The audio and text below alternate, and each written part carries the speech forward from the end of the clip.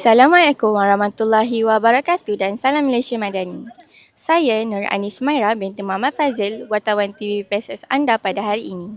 Hari ini bersamaan 31 Januari 2026, Sabtu merupakan majlis penyerahan cek curah bantuan awal persekolahan bagi daerah Hulu Perak dan perasmian kelas rancangan khas TVET STEM SMK Sultan Idris Shah II disempurnakan oleh Yang Amat Berhormat Menteri Besar Perak.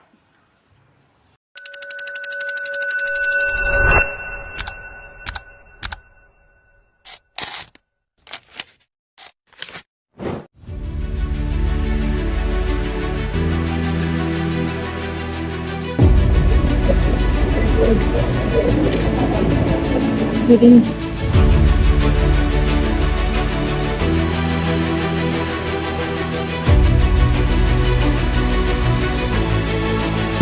of licenses as it was in the past.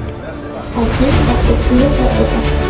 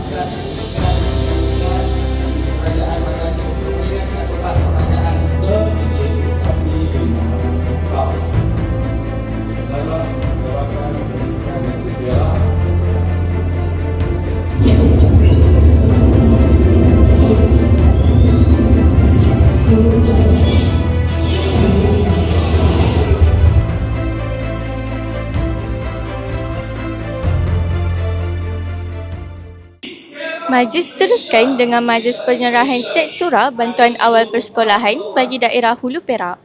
Penyerahan bantuan ini disempurnakan oleh Yang Amat Berhormat Menteri Besar Perak sebagai tanda keprihatinan terhadap kebajikan pelajar dan keluarga yang memerlukan.